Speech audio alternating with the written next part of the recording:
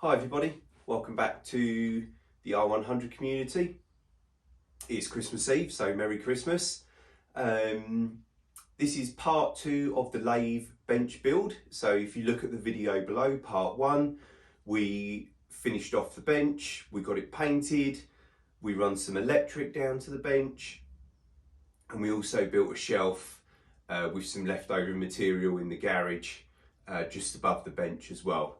What we're going to do today, well, we'll start off with having a look at the bench. The paint's all dried now, and then we will crack on with getting the lathe bolted up to the bench and see if it fires up.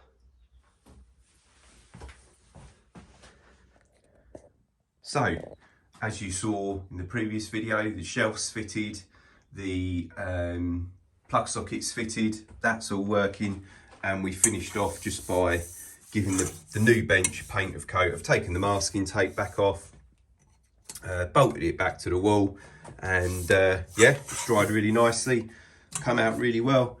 That should stop any of the steel rusting, so really happy with that.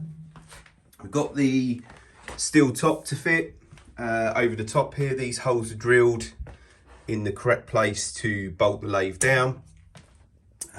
Before we do that, we'll fit the steel plate, and we'll also fit this tray which fits under the lathe, but at the moment it needs a good clean and degrease. So first job now is to give that a clean and a degrease, get that fitted up on the bench, and then we'll lift the lathe onto the bench.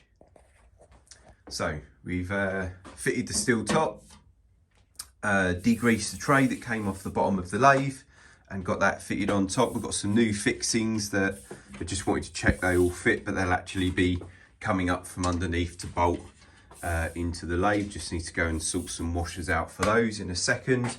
So the next thing we're going to do is actually lift the lathe onto the bench, and then give the lathe a good clean wipe up there on the new bench.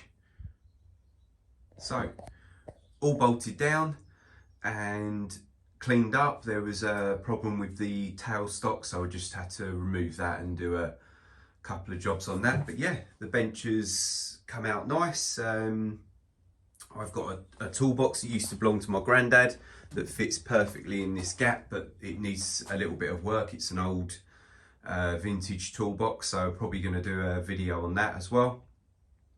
But yeah, she's fitted, she's all bolted up, plugged into the new socket that we put in part 1. Let's pop some safety goggles on here. These are machines of death, as we know. So I've got just a piece of nylon clamped in there. Yeah. Nice. RPM. Stop button.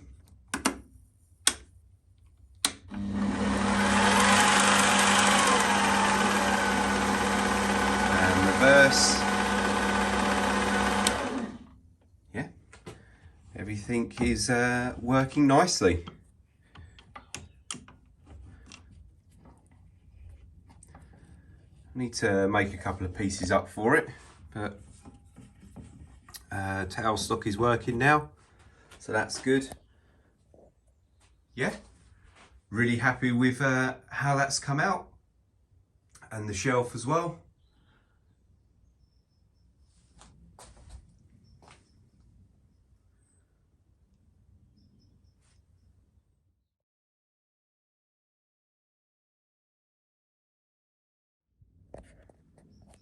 So I've just popped the old toolbox in there. As you can see, it fits perfectly. It fits so well, it's actually scratched the bottom shelf getting it in there, but these things happen. Needs a bit of work. So I can open it, but the lock's actually had it, so I need to actually strip the lock down, find out what's going on inside the lock, and I'll probably just give it a rub down and a paint up. But it's got little drawers inside, so it's perfect for machining tools.